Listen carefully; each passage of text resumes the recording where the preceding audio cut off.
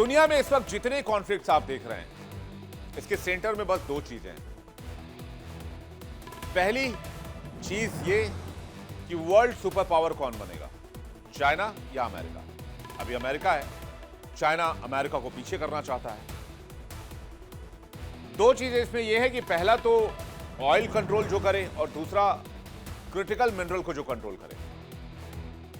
और दुनिया की दो बड़ी ताकतों के बीच आज इसी बात को लेकर जंग चल रही है। कोई तेल के लिए लड़ रहा है, कोई संसाधन के लिए लड़ रहा है।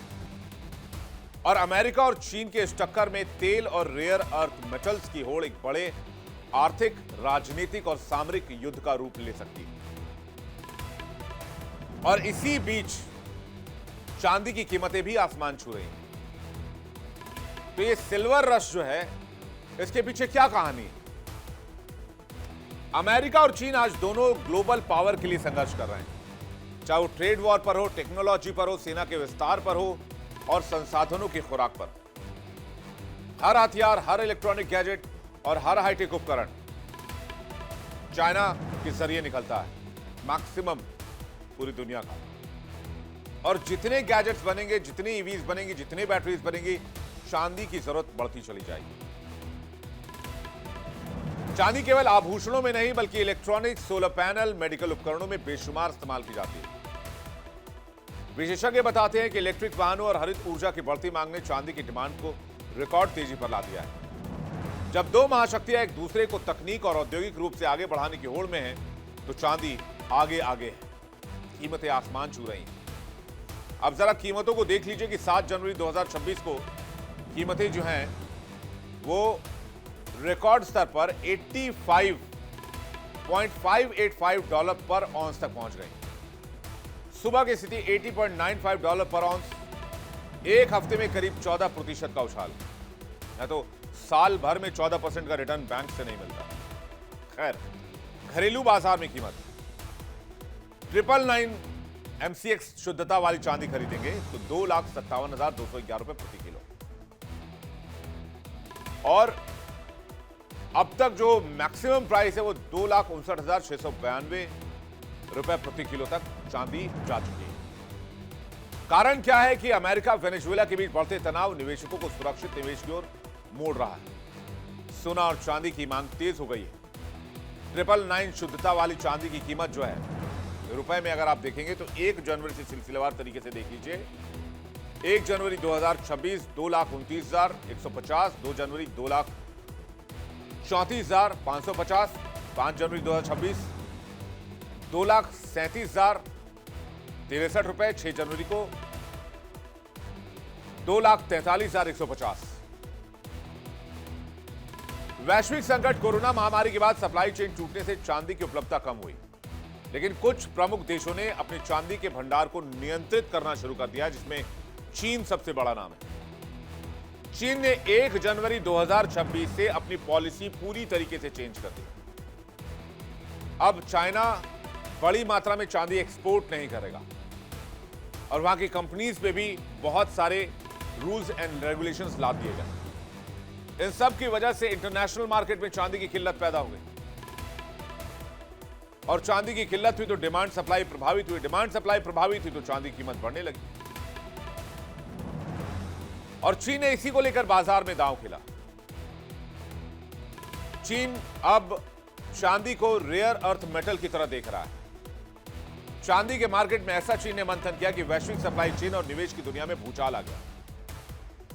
तो पिछले कुछ दिनों में चांदी की मांग में जबरदस्त उछाल देखा गया, क्योंकि electronics, high tech industry, green energy sector में चांदी की जरूरत बढ़ी। ये वही क्षेत्र है जहां रेयर अर्थ मेटल्स की बहुत भूमिका होती है। और चीन ने इस ट्रेंड को पकड़ते हुए, पहचानते हुए चांदी पर नियंत्रण रणनीति की, निवेश की नई नीति बना दी। चीन ने कहा कि वो सिल्वर को रेयर अर्थ मेटल की तरह स्टेटस देना चाहता है और वो अपनी चांदी को अपने हिसाब से कंट्रोल करेगा। क्या किया चीन ने? चीन का बड़ा खेल क्या था? सप्लाई कंट्रोल और प्राइस मैनिपुलेशन का खेल खेल दिया चीन ने अपनी चांदी के स्टॉक्स को बड़े पैमाने पर बढ़ाया, वैश्विक चांदी के भंडार पर पकड़ मजबूत की। चीन की माइनिंग और रिफाइनिंग सेक्टर ने चांदी उत्पादन पर जोर बढ़ाया और उसके लिए 1 जनवरी 2026 को एक नई पॉलिसी लाई, जिसके बाद अंतर्राष्ट्रीय मार्केट में चीन ने चांदी के कीमतों को कंट्रोल करना शुरू किया। दुनिया में सिर्फ हथियारों की नहीं, संसाधनों की जंग भी तेज हो गई। चीन और अमेरिका के बीच बढ़ता तनाव अब रेयर अर्थ मेटल और तेल की बढ़ती किल्लत पर टिका हुआ है। यानी एक तरफ अमेरिका, कहानी क्या देखिए, एक तरफ अमेरिका जो ज्यादा से ज्यादा ऑयल रिजर्व को कंट्रोल करने की कोशिश कर रहा है, जिसने वेनेजुएला को कंट्रोल किया और कहा कि 5 crore barrel oil Venezuela America को देगा। यानी ऑयल पर किसका कंट्रोल? अमेरिका का। खाड़ी देशों पर किसका कंट्रोल? जहां से ऑयल माइनिंग होती है, अमेरिका का।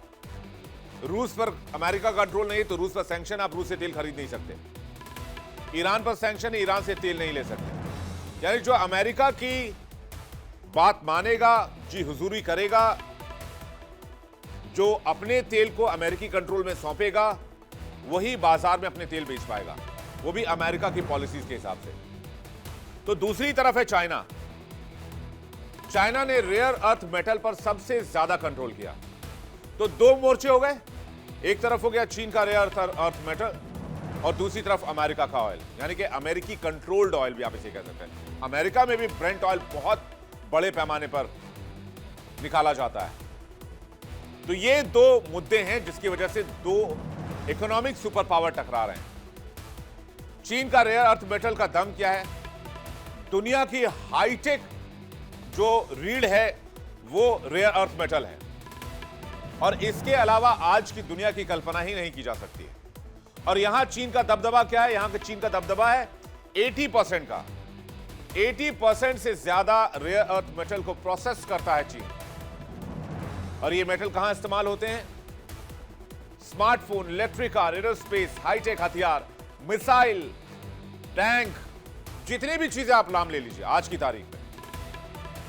चीन ने अपनी सप्लाई चेन को भी बहुत पुख्ता कर लिया है, जिससे कि पूरी दुनिया, खासकर अमेरिका और यूरोप पर दबाव बढ़ रहा है। और ये चीन को रणनीतिक पावर दे रहा है और वैश्विक दबाव बनाने के लिए एक बड़ा हथियार बन रहा है। तो अमेरिका क्या कर रहा है? अमेरिका तेल पर कंट्रोल बढ़ा रहा है, यानी तेल को काउंटर कर रहा है। दुनिया का सबसे बड़ा तेल उत्पादक वेनेजुएला। अमेरिका ने कहा कि वेनेजुएला से हमें खतरा है और अमेरिका घुस गया वेनेजुएला में। अब अमेरिका के पास दुनिया का सबसे बड़ा ऑयल रिजर्व हो गया। अब तेल को आज के दौर में एनर्जी के लिहाज से देखा जाए तो 80% ऑयल बेस्ड एनर्जी पूरी दुनिया में यूज होती है। किसी भी देश के लिए उसका बैकबोन ऑयल ही है। भारत भी अपने देश में एनर्जी के लिए ऑयल पर डिपेंड करता है, और इसलिए हम दुनिया भर से ऑयल खरीदने को मजबूर होते हैं। अब अमेरिका ने इसे राष्ट्रीय सुरक्षा का हिस्सा बना लिया। वेनेजुएला, मिडिल ईस्ट और आर्कटिक जैसे क्षेत्रों में तेल भंडारों पर अमेरिका का कंट्रोल है। तेल नियंत्रण अमेरिका को वैश्विक सैन्य और आर्थिक पावर बनाए रखने में मदद कर रहा है, और डॉलर का दबदबा भी कायम कर रहा है, क्योंकि सारे ट्रेड डॉलर में हो रहे हैं। और इन दोनों संसाधनों पर युद्ध का दांव नजर आता है। चीन के रेयर अर्थ मेटल सप्लाई की रोक या सीमित होने से अमेरिकी हाईटेक उद्योग ठप पड़ सकता है। अमेरिका का तेल कंट्रोल चीन की सैन्य और आर्थिक मशीनरी की रफ्तार को धीमा कर सकता है। बीच का रास्ता क्या है? दोनों देश वैश्विक गठबंधन और सैन्य तैनाती के जरिए अपनी अपनी सप्लाई चेन मजबूत करने में लगे हुए हैं, और इस टकराव का असर पूरी दुनिया पर हो रहा है। चीन का रेयर अर्थ मेटल और अमेरिका का तेल, ये दोनों संसाधन सिर्फ जरूरत नहीं बल्कि टकराव की मुख्य वजह बन गए हैं। इस खेल में कौन बाजी मारेगा, ये तय करेगा आने वाला दशक, जिससे वैश्विक राजनीति, जियो स्ट्रेटेजिक पॉलिटिक्स और वर्ल्ड ऑर्डर सब कुछ चेंज हो सकता है। अगर आप देखें तो चांदी भी इस मामले में बहुत बड़ी भूमिका निभा रहा है। आने वाले सालों में चांदी की मांग में जबरदस्त धमाका होगा, खास करके इलेक्ट्रॉनिक, सोलर पैनल और ग्रीन टेक्नोलॉजी में। यह धातु अब सिर्फ आभूषण या निवेश का साधन नहीं है, बल्कि रणनीतिक संसाधन बन चुका है। और इसलिए चांदी की कीमतें बढ़ रही हैं, क्योंकि चीन ने अपने सिल्वर एक्सपोर्ट को कंट्रोल कर दिया है। चीन ने सिल्वर एक्सपोर्ट करना एक तरह से बंद कर दिया है, अगर आप इसे आसान भाषा में समझना चाहते हैं तो। वर्ल्ड सिल्वर सर्वे 2025 के मुताबिक हर साल दुनिया में करीब 820 मिलियन ऑन्स से ज्यादा चांदी का उत्पादन किया जाता है। इस उत्पादन में कुछ चुनिंदा देश सबसे बड़ा योगदान देते हैं। दुनिया के इन देशों के पास चांदी का सबसे बड़ा भंडार है। मैक्सिको 202.2 मिलियन आउंस, जिस पर कब्जे की बात डोनाल्ड ट्रंप कह रहे हैं। डॉट्स कनेक्ट कीजिए आप। मैक्सिको की बात ट्रंप ने की अभी हाल फिलहाल में, आपको पता है। मैक्सिको दुनिया में सबसे ज्यादा चांदी उत्पादन करने वाला देश बन गया है और यह अकेले ही कुल चांदी का लगभग 24% हिस्सा पैदा करता है। यहाँ की माइनिंग इंडस्ट्री बहुत पुरानी और इसका इतिहास भी काफी गहरा है। देश में बड़े पैमाने पर काम करने वाली खदानें जैसे कि फ्रेंसलियो और इसके अलावा एक और कंपनी है जो चांदी के उत्पादन में सबसे आगे है। साल 2025 में भी मैक्सिको अपनी मजबूत खनन क्षमता के दर पर ग्लोबल सिल्वर मार्केट में नंबर 1 की पोजीशन बनाए हुए है। मैक्सिको के स्थानीय बाजार और ज्वेलरी स्टोर्स में शुद्ध चांदी के सिक्के, ज्वेलरी और निवेश ग्रेड बार आसानी से मिल जाते हैं। इसके बाद बारी किसकी आती है? इसके बाद बारी आती है चाइना की। 109.3 मिलियन आउंस, लगभग 13% दुनिया भर का जो सिल्वर है वो चाइना देता है। दूसरे नंबर पर है चीन में अधिकतर चांदी बड़ी धातु खदानों से बाय प्रोडक्ट के रूप में निकलती है।